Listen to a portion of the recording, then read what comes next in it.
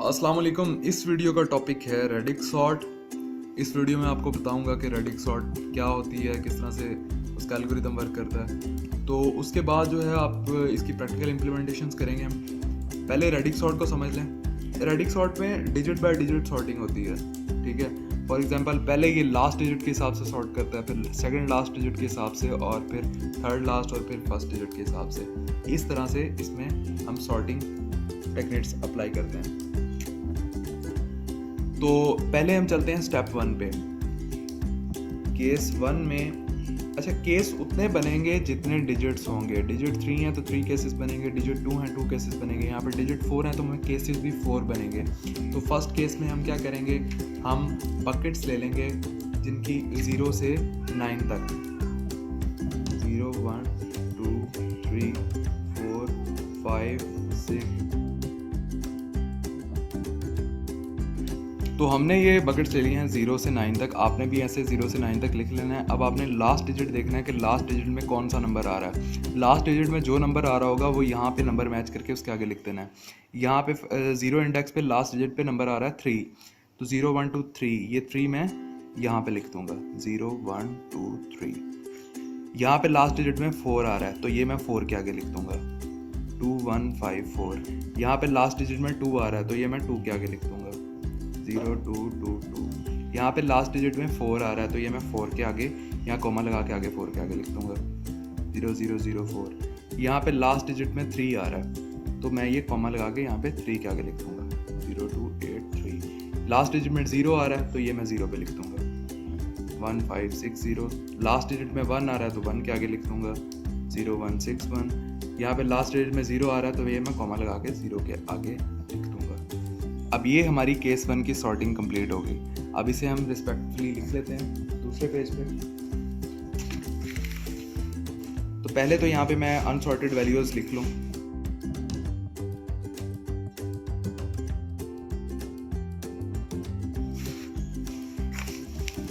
तो ये हम रिस्पेक्टफुली यहाँ पे लिख लेंगे। पहले ये आ रहा है तो पहले यहाँ पे मैं ये लिख दूंगा 1 5 6 0। दूसरी जगह पे ये है तो सेकंड रो में नेक्स्ट रो में इसे लिखूंगा मैं 2 1 5 0। फिर थर्ड रो में 1 0 6 1, फोर्थ रो में 0 2 2 2, और फिर 0 1 2 3, 0 2 8 3, 2 1 5 4, 0 0 0 4। इस तरह से रिस्पेक्टिवली जो है यहाँ पे साइड पे हम नोट करते जाएंगे।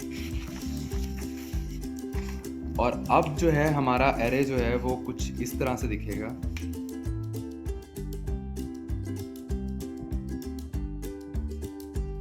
यहाँ से जो वैल्यूज हैं वो मैं इस एरे में पुट कर देता हूँ रिस्पेक्टिवली, 1 5 6 0,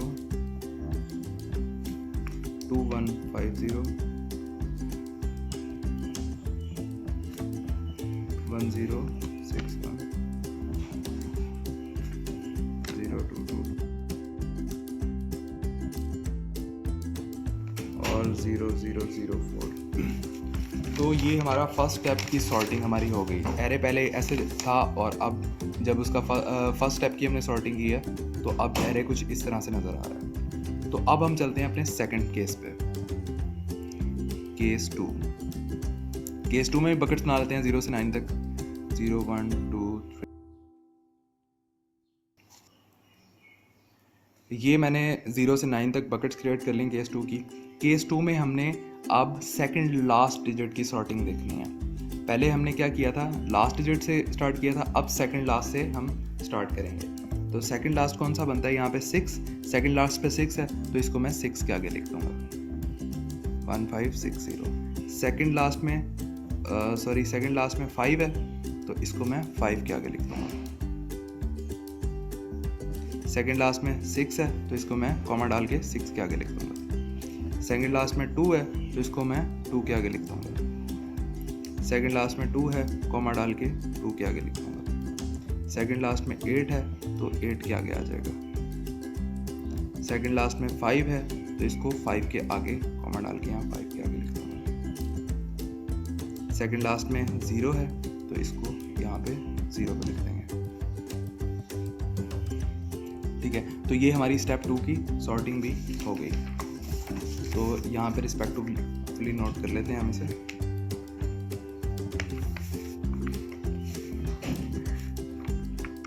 फर्स्ट रो में 0004 आ गया, 61 और फिर ये 0283। ठीक है, ये हमारी 2 स्टेप्स की सॉर्टिंग हो गई। अब एरे हमारा इससे चेंज होके ये वाला एरे बन गया। अब इस एरे की वैल्यूज़ को हम लिख लेते हैं। पहले एरे हमारा इस तरह का नज़र आ रहा था, फिर एरे हमारा इस तरह ट्रांसफॉर्म हुआ। अब हम जो हमारी सेकंड स्टेप की सॉर्टिंग के बाद हमें जो एरे मिला है वो कुछ इस तरह नज़र आएगा।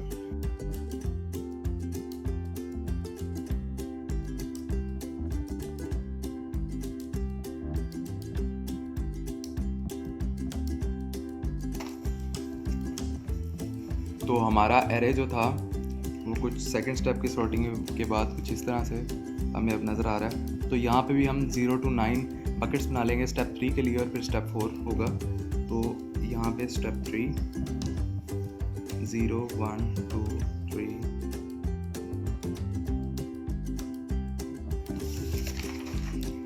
तो अब हमारी जो सॉर्टिंग होगी वो होगी थर्ड लास्ट डिजिट के हिसाब से, मतलब कि लेफ्ट साइड से सेकंड डिजिट के हिसाब से। अब यहाँ पे 0 है तो ये 0 के आगे मैं लिख दूंगा। यहाँ पे 2 है तो ये 2 के आगे आ जाएगा। यहाँ पे 1 है तो ये 1 के आगे आ जाएगा। यहाँ पे 1 है तो ये भी कॉमा लगा के यहाँ पे 1 के आगे आ जाएगा।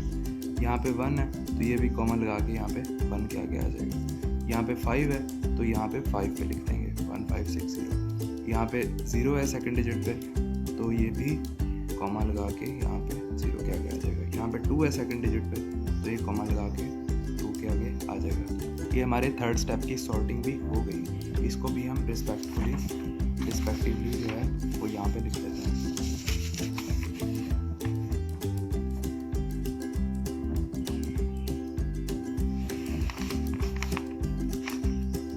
पहले 0004 पहली रो में, फिर 1061 दूसरी रो में, फिर 0123 थर्ड रो में।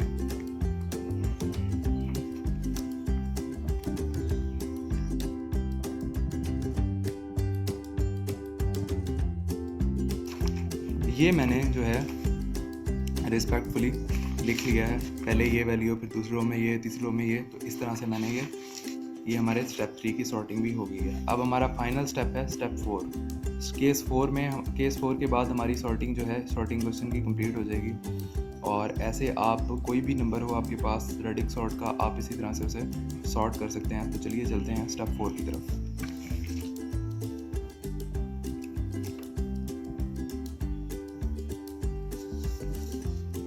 यहाँ पे भी मैं 9 बकेट्स क्रिएट कर लेता हूँ।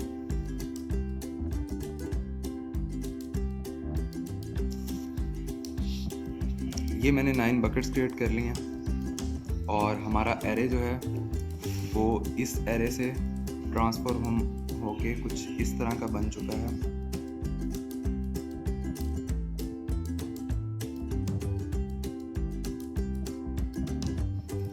ये वो एरे है जो हमारी स्टेप 3 की सॉर्टिंग के बाद हमें मिला है। तो अब अब सॉर्टिंग जो होगी वो फर्स्ट डिजिट को देखते हुए होगी, राइट साइड से लास्ट और लेफ्ट साइड से फर्स्ट।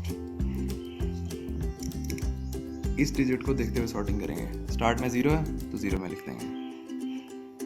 स्टार्ट में 1 है 1 पे लिख देंगे। स्टार्ट में 0 है कॉमा डाल के 0 में आ जाएगा। स्टार्ट में 2 है तो 2 के आगे आ जाएगा। स्टार्ट में 2 है कॉमा डाल के 2 के आगे आ जाएगा। स्टार्ट में 0 है कॉमा लगा के 0 के आगे आ जाएगा। स्टार्ट में 0 है कॉमा लगा के 0 के आगे आ जाएगा। स्टार्ट में 1 है तो कॉमा लगा के 1 के आगे आ जाएगा। ठीक है, ये हमारी स्टेप 4 की सॉर्टिंग भी हो गई। इसको भी हम रिस्पेक्टफुली यहाँ पे नोट कर लेते हैं। पहले 0004 है, 0004 आ गया, फिर 0123 आ गया, फिर थर्ड रो में 0222 आ गया, फिर 0283 आ गया, फिर अब ये वाले 1061 आ गया, 1560 आ गया, 2150 आ गया, 2154 आ गया। तो ये हमारी इस क्वेश्चन की सॉर्टिंग कंप्लीट हो गई। पहले हमें क्या करना है, हमें देखना है कि डिजिट्स कितने हैं, जितने डिजिट्स होंगे उतने स्टेप बनेंगे, उतने केस बनेंगे, ठीक है। अब फर्स्ट केस में सॉर्टिंग जो है वो लास्ट डिजिट के हिसाब से होगी। अब अगर यहाँ पे 3 है तो ये मैं 3 में लिख दूंगा, यहाँ पे 4 है तो ये मैं 4 बकेट में लिख दूंगा। ऐसे आप 0 to 9 तक बकेट्स बना लेंगे और उसके आगे उन्हें लिखते जाएंगे। फर्स्ट केस में लास्ट डिजिट के हिसाब से सॉर्टिंग होगी, सेकंड केस में सेकंड लास्ट डिजिट के हिसाब से सॉर्टिंग होगी कि सेकंड लास्ट में अगर 5 आ रहा है तो मैं 5 पे लिख दूंगा, सेकंड लास्ट पे अगर 2 आ रहा है तो मैं 2 के आगे लिख दूंगा, अगर 0 आ रहा है तो मैं 0 के आगे लिख दूंगा। तो फिर केस 1 के बाद जो भी एरे आएगा उस पे हम स्टेप 2 अप्लाई करेंगे और फिर उसके बाद हमारा एरे फिर से चेंज हो जाएगा, फिर हमें ये वाला एरे मिल जाएगा। और फिर जो सॉर्टिंग होगी स्टेप 3 में वो थर्ड डिजिट के हिसाब से होगी, ठीक है। थर्ड डिजिट में 2 आ रहा है तो 2 के आगे लिख दूंगा, थर्ड डिजिट में 1 आ रहा है तो 1 के आगे लिख दूंगा, ठीक है। इस तरह से होगी, फिर हमारा एरे चेंज होके ये वाला आ जाएगा, ठीक है। उसके बाद जो है हम जो लास्ट स्टेप में जो सॉर्टिंग करेंगे वो फर्स्ट डिजिट से करेंगे। अगर फर्स्ट डिजिट पे 1 आ रहा है तो 1 के आगे आ जाएगा, फर्स्ट डिजिट में 2 आ रहा है 2 के आगे आ जाएगा, और इस तरह से साथ हम वैल्यू जो है इस तरह से नोट करते जाएंगे और फिर ये हमारे न्यू एरेस बन रहे हैं। पहले ये अनसॉर्टेड लिस्ट थी, ये फर्स्ट स्टेप में सॉर्ट हुई, ये सेकंड स्टेप में सॉर्ट हुई, ये थर्ड स्टेप में और ये फोर्थ स्टेप में।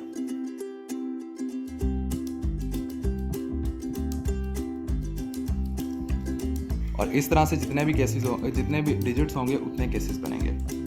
उम्मीद करता हूँ आपको वीडियो अच्छी लगी होगी, आपके कॉन्सेप्ट्स जो हैं क्लियर हो गए होंगे। इंशाल्लाह मिलते हैं नेक्स्ट वीडियो में। Thanks for watching. अल्लाह हाफ़िज़।